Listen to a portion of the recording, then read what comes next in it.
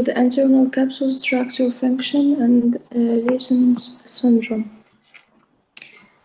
The internal capsule. The internal capsule is a white matter structure situated in the inframedial parts of each cerebral hemisphere of the brain. It carries information past the basal ganglia, separating the caudate nucleus and the thalamus from the putamen and the globus pallidus. The internal capsule contains both ascending and descending axons.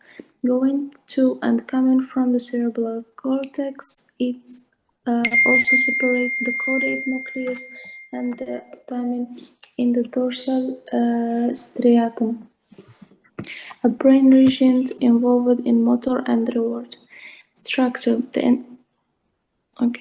The internal capsule consists of three parts and is a V-shaped when cut horizontally in a transverse plane.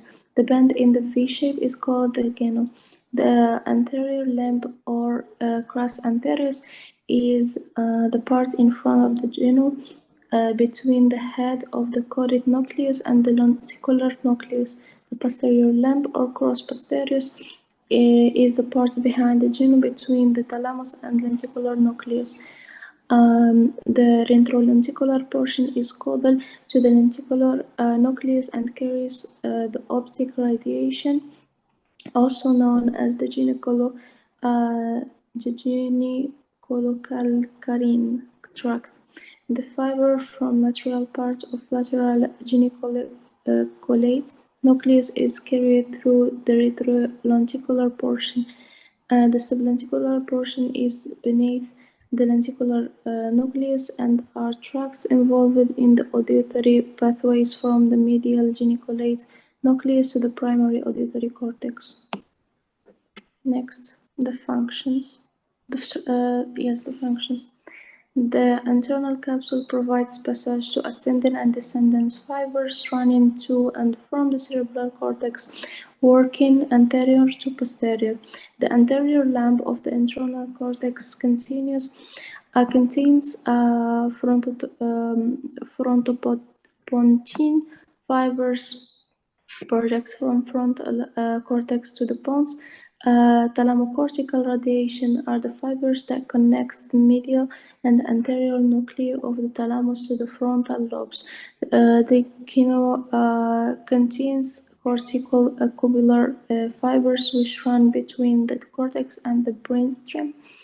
And the posterior limb of the internal capsule contains corticospinal fibers, sensory fibers from the body, and a few corticobulbar fibers. Other fibers within the internal capsule, the retrolenticular part contains fibers from the optic system coming from the lateral geniculate nucleus of the thalamus.